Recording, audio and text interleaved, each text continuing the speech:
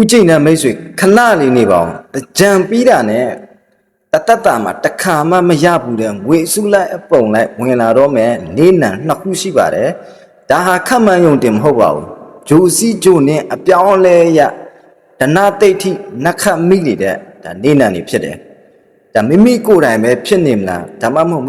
မိသားစုဝင်ထဲမှာဒီနေနံနေပါနေခဲ့ရင်တော့ဒီ2026ခုနှစ်ရဲ့တကြံအလွန်ဟာမိတ်ဆွေတို့ဘဝတစ်စစ်ချိုး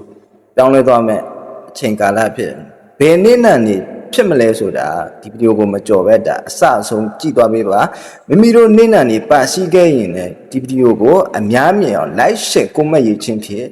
ဒါပြန်လည်မျှဝေပေးဖို့ဒါမေတ္တာရက်ခံပါတယ်ခင်ဗျာ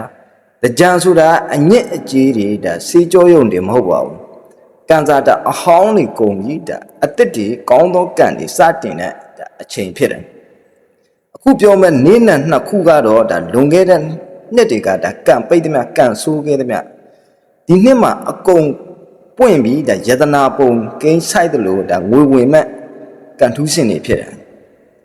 အလုံးမှာယာထူးတက်မလားစီးပွားရေးမှာအမျက်အစွန်းနေတာအဆမတန်ရမလားဒါမှမဟုတ်မမျှော်လင့်ထားတဲ့ထိပေါက်တယ်လို့မျိုးဒါငွေတော့ကြီးတွေဒါဝင်လာမလားဆိုတာအခုပဲဒီဗီဒီယိုကိုဒါမကြော်ပဲ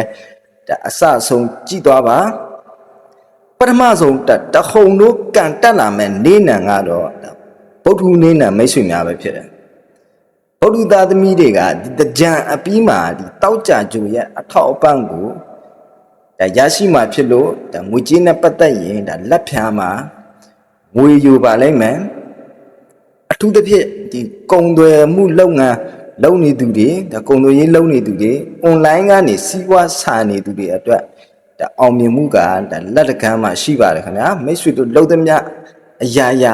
အောင်မြင်ပြီးငွေတွေကဒါမြင့်ရည်စီးသလိုဒါဝင်လာမဲ့အချိန်ကာလဖြစ်တယ်ဒုတိယမြောက်ငွေပုံပေါ်ထိုင်ရမဲ့ဒါနေနံကတော့ဒါအားလုံးစောင့်မျှော်နေတဲ့စနေနေနံဒါမိတ်ဆွေများဖြစ်တယ်စနေသားသမီးတွေကပြီးခဲ့တဲ့ကာလတွေမှာစိတ်ပင်ပန်းလူပင်ပန်းဖြစ်ခဲ့တဲ့မြအခုတင်းကြံအပြီးမှာတော့အရာကဒါအစားပြန်ရပါတော့မယ်